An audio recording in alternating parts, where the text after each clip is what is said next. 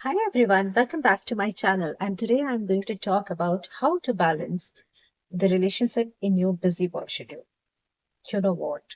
Love is not about making a huge commitment, going for the travel, going for the tour. Love is all about small moments, emotional talks, a perfect coordination between two people. And if your busy work schedule is eating up all your love, emotions, romances, then this video is for you. If you really think that you are becoming so busy that you are not having the time to communicate what exactly you are going through or what exactly you are feeling with your partner, then this video is with you. Okay. So let me talk about a small story. When 3 days ago, when I met with my friend who has got married 3 years from now. And I was checking with him that how's everything going on. And both husband and wife is my friend only, and they were working. And they left their job just 3 months ago. And I asked that what is the reason you left your job and you come for, Delhi to settle down. And then they say that in the busy schedule, because his wife was working in the bank and he was working in IT field, they both were settled in Bangalore, and they were like, I do not have, we both had no time to even talk to each other. And after a 1.5 year of marriage, we realized that we lost all the charm, we lost all the connection. And there was a point where we started thinking that this person is not perfect for me. What we have taken the decision of marriage is not working in our favor. सो अगर ये आपके साथ हो रहा है, आपको लग रहा है कि अभी तो सब कुछ अच्छा था लाइफ में, सब कुछ बेहतर चल रहा था लाइफ में, मेरे रिलेशनशिप अच्छे चल रहे थे, एंड सडनली आपको लगता है कि एक ट्रिपिंग पॉइंट है जहां पे आपको लगता है ये पार्टनर मेरे लिए परफेक्ट नहीं है, या कहीं शादी करके मैंने कोई गलत डिसीजन तो नहीं ले लिया, तो थोड़ा शांत हो जाओ, ये वीडियो आप ही के लिए है।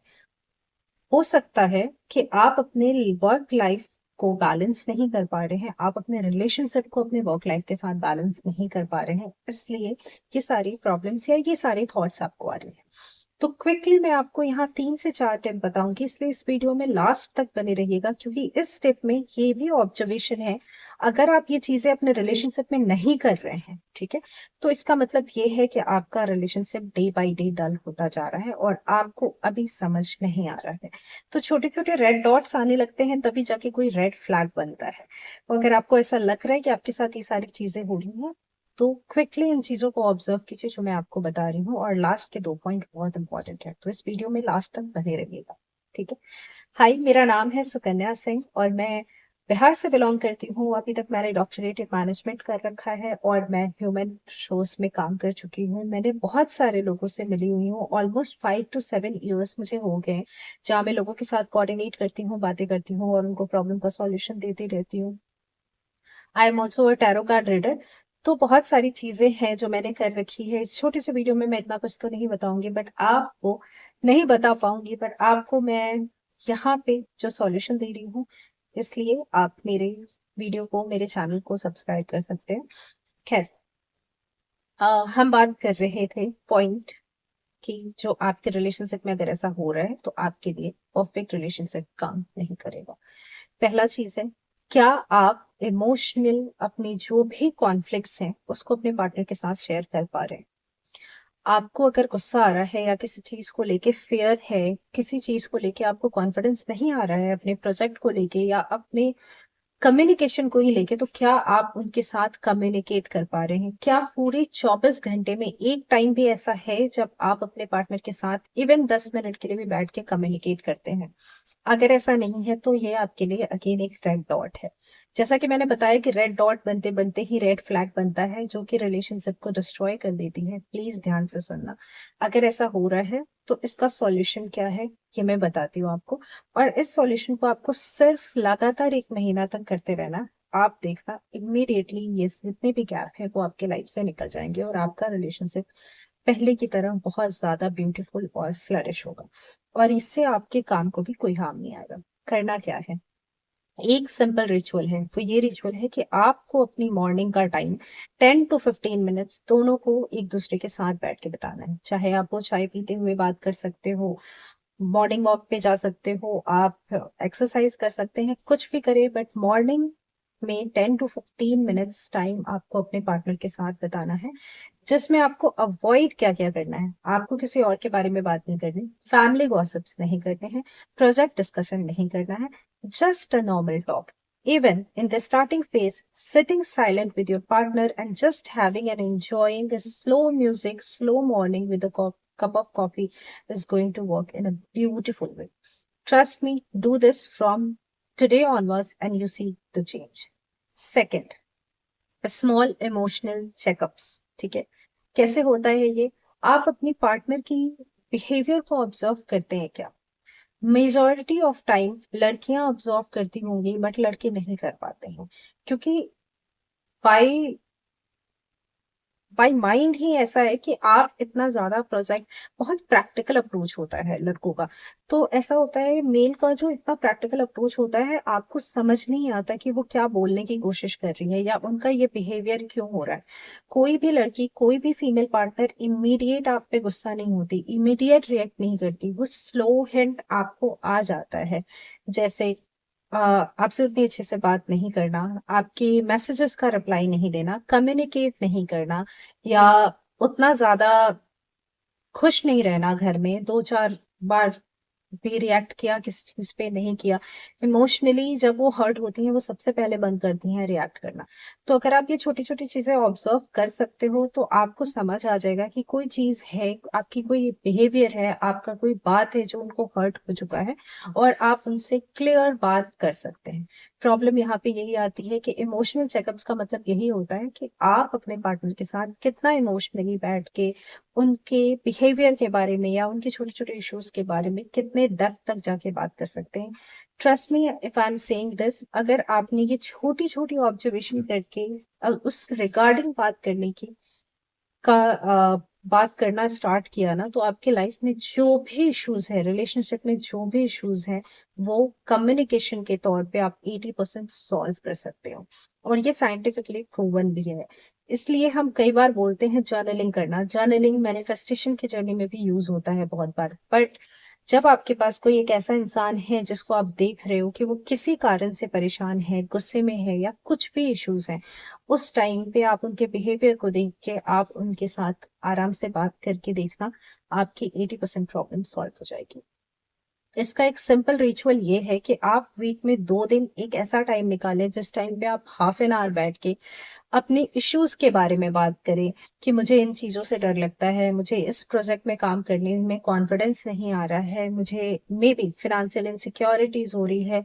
जो भी है, अगर आप बात को अंदर रखते चले जाते हैं तो आप उसको बिल्डअप करे चले जाते हैं। और मेजोरिटी ऑफ टाइम रिलेशनशिप में ये देखा जाता है कि आप अपने पार्टनर के साथ अपनी एक्चुअल थॉट, अपनी एक्चुअल फीलिंग को जब एक्सप्रेस नहीं करते हैं, तो वही आपके रिलेशनशिप में रेड डॉट बननी शुरू हो जाती है। तीसरी चीज, क्या आप कभी रैंडम चेक करते हैं अपने पार्टनर पे?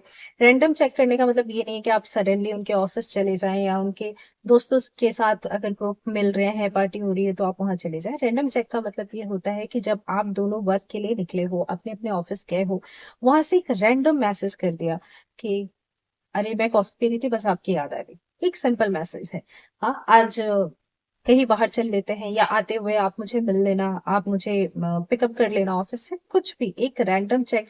बहुत सारे लोग नहीं करते हैं, मैं इसलिए बता रही हूँ क्योंकि मैंने अभी ऐसे 2-3 कपल से मिले जिससे मैंने ये देखा कि वो हमेशा बोलते कि कई बार फीमेल पार्टनर ऐसा कर भी देती हैं तो मेल नहीं कर पाते, क्योंकि वो कहते हैं मैं बहुत बिजी था, मैं बॉस के साथ था।